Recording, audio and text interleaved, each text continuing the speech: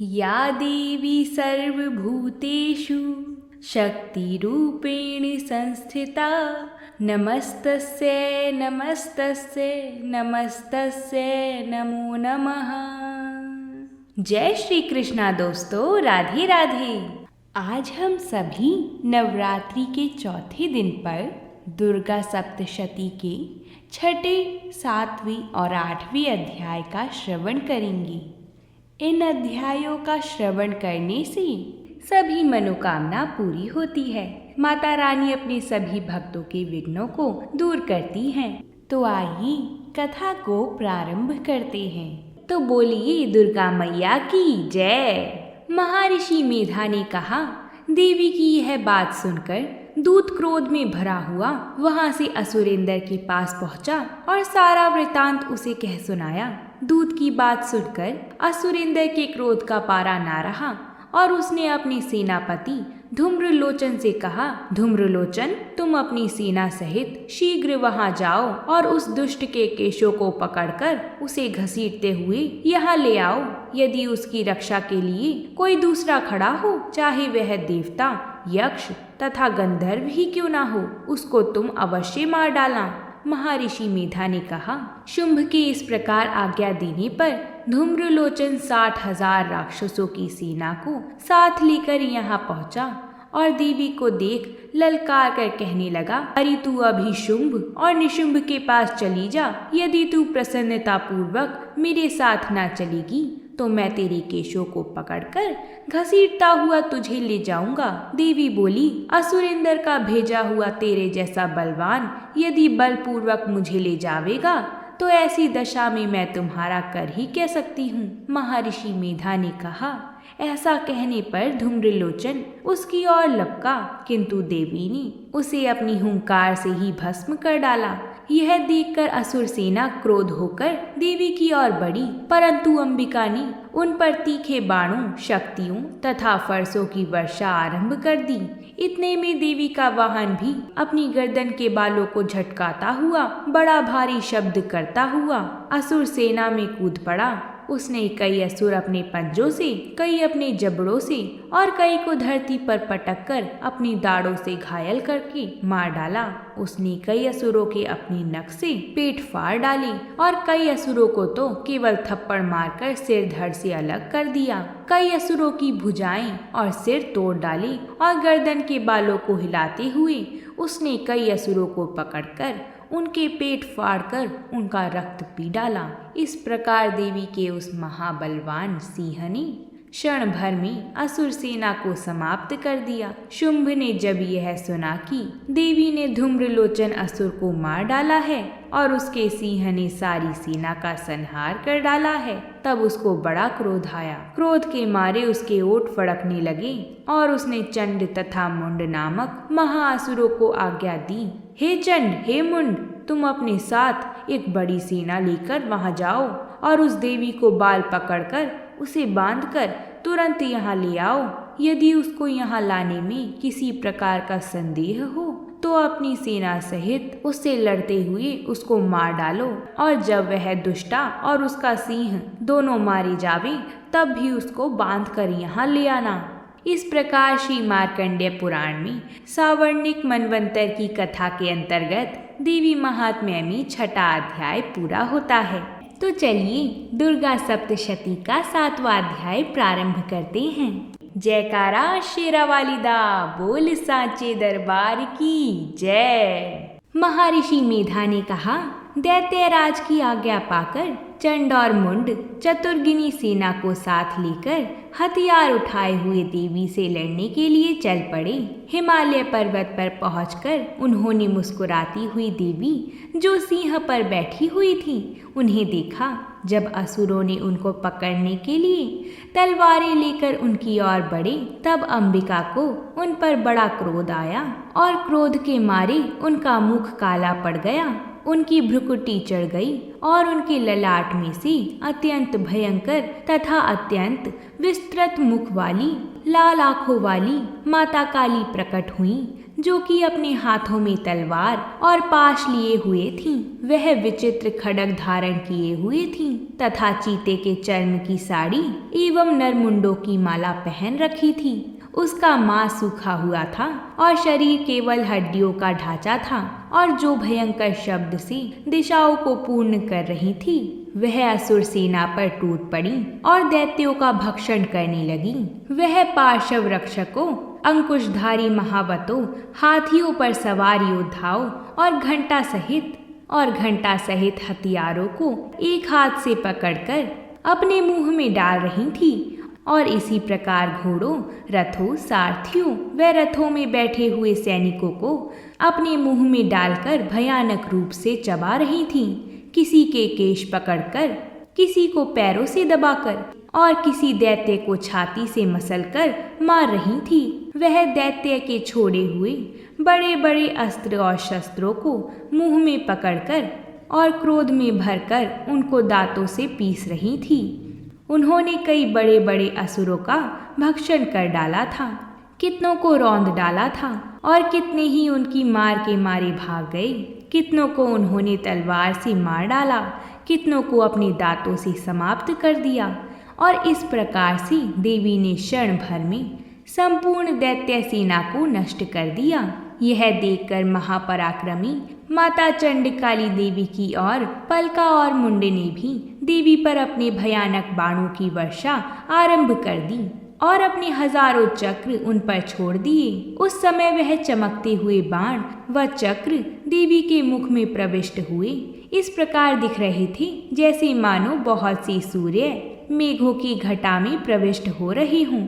इसके पश्चात भयंकर शब्द के साथ काली माता ने अत्यंत जोश में भरकर विकट अट्टहास किया। उनका भयंकर मुख देखा नहीं जाता था। उनके मुख से श्वेत दांतों की पंक्ति चमक रही थी। फिर उन्होंने तलवार हाथ में लेकर शब्द कहकर चंड के ऊपर आक्रमण किया और उसके केश पकड़कर उसका सिर काटकर अलग कर दिया। चंड को मरा हुआ देखकर मुंड देवी की ओर लपका, परंतु देवी ने क्रोध में भरे हुए उसे भी अपनी तलवार से यमलोक पहुंचा दिया। चंड और मुंड को मरा हुआ देखकर उसकी बाकी बची हुई सेना वहां से भाग गई।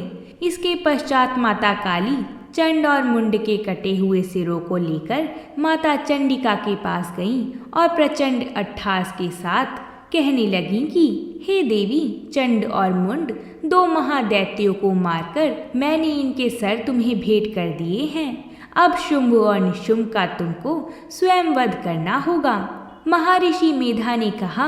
वहां लाए हुए चंड और मुंड के सिरों को देखकर माता कल्याणकाई चंडी ने माता काली से मधुर वाणी में कहा, हे देवी, तुम च्योंकि चंड और मुंड को मेरे पास लेकर आई हो, अंततः अब तुम्हें संसार में चामुंडा के नाम से जाना जाएगा। इस प्रकार श्री मार्कंडेय पुराण में सावर्णिक मनवंतर की कथा के अंतर्गत देवी महात्म्य में 7वां अध्याय पूरा होता है। अब हम दुर्गा सप्तशती का 8वां अध्याय प्रारंभ करेंगे।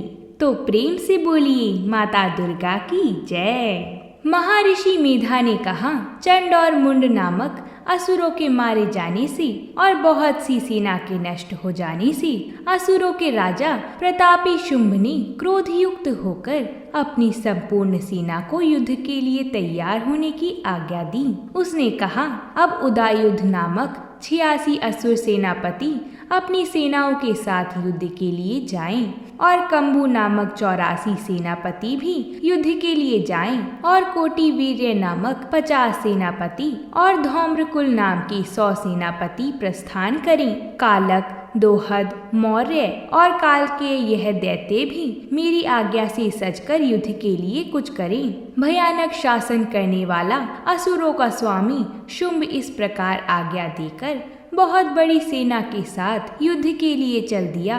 उसकी सेना को अपनी ओर आता देखकर माता चंडिका ने अपनी धनुष की टंकोर से पृथ्वी और आकाश के बीच का भाग गुंजा दिया। हे राजन, इसके पश्चात देवी के सिंह ने दहाड़ना आरंभ कर दिया और अंबिका के घंटे के शब्दों ने उस ध्वनि को और भी बढ़ा दिया। धनुष की टंकार से, शेर की दहाड़ और घंटे के शब्द से पृथ्वी और आकाश के बीच का भाग गूंज उठा और इसके साथ ही देवी ने अपने मुख को और भी भयानक बना लिया। ऐसे भयानक शब्द को सुनकर राक्षसी सेना ने देवी तथा सिंह को चारों ओर से घेर लिया। हे राजन, उस समय दैत्य के नाश के लिए और देवताओं के हित के लिए ब्रह्मा जी, शिव जी, कार्तिकेय जी, विष्णु जी तथा इंद्र आदि देवों की शक्तियाँ जो अत्यंत पराक्रम और बल से संपन्न थीं, उनके शरीर से निकलकर उसी रूप में माँ चंडिका देवी के पास गईं। जिस देवता का जैसा रूप था, जैसे आभूषण थे और जैसा वाहन था, वैसे ही रूप, आभूषण और वाहन लेकर उन देवताओं की शक्तियाँ दैत्यों से युद्ध करने के लिए आईं। हंस युक्त विमान में बैठकर और रुद्राक्ष की माला तथा कमंडलू धारण करके ब्रह्मा जी की शक्ति आई। वृषभ पर सवार होकर, हाथ में त्रिशूल लेकर, महानाग का कंकड़ पहनकर और चंद्र रेखा से भूषित होकर भगवान शंकर की शक्ति महेश्वरी आई और मोर पर अरुण होकर हाथ में शक्ति लिए दैत्यों से युद्ध करने के लिए कार्तिकेय जी की शक्ति उन्हीं का रूप धारण करके आई। भगवान विष्णु की शक्ति गरुड़ पर सवार होकर शंख, चक्र, श्रांग, गदा, धनुष तथा खड्ग हाथ में लिए हुए आई। श्री हरि की शक्ति वराही वराह का शरीर धारण करके आई और नरसिंह के समान शरीर धारण करके उनकी शक्ति नारसिंह भी आई। उनके गर्दन के झटकों से आकाश के तारे टूट पड़ते थे और इसी प्रकार देवराज इंद्र की शक्ति इंद्री भी ऐरावत के ऊपर सवार होकर आई। इसके पश्चात इन देव शक्तियों से घिरे हुए भगवान शंकर ने माता चंडिका से कहा, मेरी प्रसन्नता के लिए तुम शीघ्र ही इन असुरों को मारो। इसके पश्चात देवी के शरीर में से अत्यंत उग्र रूप वाली और सैकड़ों गिद्धड़ियों के समान आवाज करने वाली माता चंडिका शक्ति प्रकट हुई। उस अपराजित देवी ने धूमिल जटा वाले भगवान शंकर जी से कहा, हे प्रभु, आप मेरी ओर से दूत बनकर शुंभ और निशुंभ के पास जाइए और उन अत्यंत गर्वीले दैत्यों से कहिए और भी जो दैत्य वहां युद्ध के लिए उपस्थित हों, उनसे भी कहिएगा, जो तुम्हें अपने जीवित रहने की इच्छा हो तो त्रिलोकी का राज्य इंद्र को दे दो। देवताओं को उनका यज्ञ भाग मिलना आरंभ हो जाए और तुम पाताल को लौट जाओ। किंतु यदि बल के गर्व से तुम्हारी लड़ने की इच्छा हो तो तुम आ जाओ। तुम्हारे मांस से मेरी योगिनियां तृप्त होंगी। क्योंकि उस देवी ने भगवान शंकर को दूत के कार्य में नियुक्त किया था, इसलिए वह संसार में शिवदूती के नाम से विख्यात हुई। भगवान शंकर से देवी का संदेश पाकर उन दैत्यों के क्रोध का कोई आर पार न रहा और वह जिस स्थान पर देवी विराजमान थी वहां आ पहुंची और जाने के साथ ही उन पर बाणों और शक्तियों की वर्षा करने लगे। देवी ने उनके फेंके हुए बाणों, शक्तियों, त्रिशूल और फरसों को अपने बाणों से काट डाला और माता काली देवी उन देवी के साथ आगे खड़ी होकर शत्रुओं को त्रिशूल से विदीर्ण करने लगी और खटवांग से कुचलने लगी। ब्राह्मणी जिस तरह दौड़ती थी उसी तरह अपने कमंडलू का जल छिड़क कर दैत्यों के वीर्य व बल को नष्ट कर देती थी और इसी प्रकार महेश्वरी त्रिशूल से, वैष्णवी चक्र से और अत्यंत कोप वाली कौमारी शक्ति द्वारा असुरों को मार रही थी और ऐन्द्री के बाजू के प्रहार से सैकड़ों दैत्य रक्त की नदियां बहते हुए पृथ्वी पर सो गए। वराही ने कितने ही राक्षसों को अपने थुतुन द्वारा मृत्यु के घाट उतार दिया था। दाढ़ों के अग्रभाग से कितने ही राक्षसों की छाती को चीर डाला था और चक्र की चोट से कितनों को ही विदीर्ण करके धरती पर डाल दिया था। बड़े बड़े राक्षसों को नारसिंही ने अपने नखों से विदीर्ण करके भक्षण कर रही थी और सिंहनाद से चारों दिशाओं को गुंजाती हुई रणभूमि में विचर रही थी। शिवदूती के प्रचंड अट्टहास से कितने ही दैत्य भयभीत होकर पृथ्वी पर गिर पड़े थे और उनके गिरते ही वह उनका भक्षण कर गईं। इस तरह क्रोध में भरे हुए मार्तगणों द्वारा नाना प्रकार के उपाय से बड़े बड़े असुरों को मारते हुए देखकर राक्षसी सेना भाग खड़ी हुई और उनको इस प्रकार भागता देखकर रक्तबीज नामक महापराक्रमी राक्षस क्रोध में भरकर युद्ध के लिए आगे बढ़ा। उसके शरीर से रक्त की बूंद पृथ्वी पर जैसे ही गिरती थी, तुरंत वैसे ही शरीर वाला तथा वैसा ही बलवान दैत्य पृथ्वी से उत्पन्न हो जाता था। रक्तबीज गदा हाथ में लेकर इंद्री के साथ युद्ध करने लगा।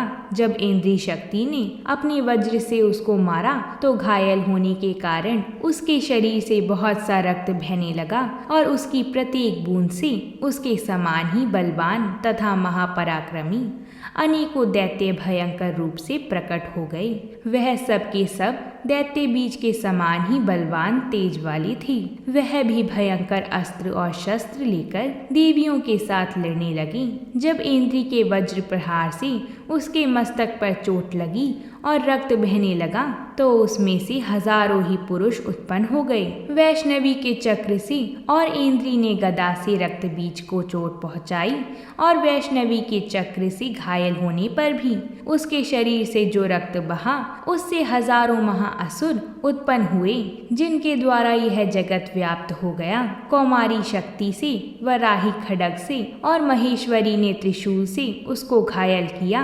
इस प्रकार क्रोध में भरकर उस महादैत्य ने सब मार्त शक्तियों पर पृथक पृथक गदा से प्रहार किया और माताओं ने शक्ति तथा शूल इत्यादि से उसको बार बार घायल किया। उससे सैकड़ों महादैत्य उत्पन्न हुए और इस प्रकार उस रक्त बीज के रुधिर से उत्पन्न हुए असुरों से संपूर्ण जगत व्याप्त हो गया, जिससे देवताओं को भय हुआ। देवताओं को भयभीत देखकर माता चंडिका ने माता काली से कहा, हे चामुंडे, अपने मुख को बड़ा करो और मेरे शस्त्र घात से उत्पन्न हुए रक्त बिंदुओं तथा रक्त बिंदुओं से उत्पन्न हुए महासुरों को तुम अपने इस मुख से भक्षण करती जाओ।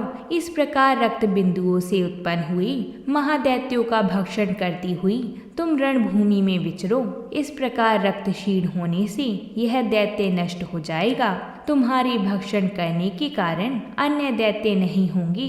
माता काली से इस प्रकार कहकर माता चंडिका देवी ने रक्त बीज पर अपने त्रिशूल से प्रहार किया और माता काली देवी ने अपने मुख में उसका रक्त ले लिया। तब उसने गदा से माता चंडिका पर प्रहार किया। प्रहार से माता चंडिका को तनिक भी कष्ट ना हुआ, किंतु रक्त बीज के शरीर से बहुत सा रक्त बहने लगा। लेकिन उसके गिरने के साथ ही माता काली ने उसको अपने मुख में ले लिया। माता काली के मुख में उस रक्त से जो असुर उत्पन्न हुए उनको माता ने भक्षण कर लिया और रक्त को पीती गईं। इसके पश्चात देवी ने रक्त बीज को, जिसका कि खून माता काली ने पिया था, माता चंडिका ने उस दैत्य को वज्र, बाण, खड्ग तथा रिष्टि इत्यादि से मार डाला। हे राजन, अनेक प्रकार के शस्त्रों से मारा हुआ और खून से वंचित वह महादैत्य रक्त बीज पृथ्वी पर गिर पड़ा। हे राजन, उसके गिरने से देवता अत्यंत प्रसन्न हुए और माताएं उन असुरों का रक्त पीने के पश्चात उद्यत होकर नृत्य करने लगीं। तो इस प्रकार श्री मार्कंडेय पुराण में सावर्णिक मनवंतर की कथा के अंतर्गत देवी महात्म्य में 8वां अध्याय पूरा होता है। कल हम आप सभी के लिए दुर्गा सप्तशती का 9वां तथा 10वां अध्याय लेकर आएंगे। आइए अब हम सुनते हैं माँ दुर्गा की आरती को। जय अम्बे गौरी मैया, जय श्यामा गौरी, तुमको निश दिन ध्यावत हरि ब्रह्मा शिवरी। ओम जय अम्बे गौरी, मांग सिंदूर विराजत, टीको मृग मद को, उज्ज्वल से दो नैना चंद्र वदननी को। ओम जय अम्बे गौरी, कनक समान कलेवर, रक्तांबर राजी, रक्त पुष्प गलमाला कंठन पर साजी। ओम जय अम्बे गौरी, केहरी वाहन राजत, खड्ग खपर धारी, सुर नर मुनि जन सेवत तिनके दुख हारी। ओम जय अम्बे गौरी। कानन कुंडल शोभित नासाग्रे मोती। कोटिक चंद्र दिवाकर समराजत ज्योति। ओम जय अम्बे गौरी। शुंभ निशुंभ विदारी महिषासुर घाती। धूम्र विलोचन नैना निश दिन मदमाती। ओम जय अम्बे गौरी। चंड मुंड संहारी शोणित बीज हरे। मधु कैटभ दौ मारे सुर भयहीन करे। ओम जय अम्बे गौरी। ब्राह्मणी रुद्राणी तुम कमला रानी। आगम निगम बखानी तुम शिव पटरानी। ओम जय अम्बे गौरी। 64 योगिनी गावत नृत्य करत भैरू। बाजत ताल मृदंगा औ बाजत डमरू। ओम जय अम्बे गौरी। तुम ही जग की माता तुम ही हो भरता। भक्तन की दुख हरता सुख संपत्ति करता। ओम जय अम्बे गौरी। भुजाचार अति शोभित वर मुद्राधारी।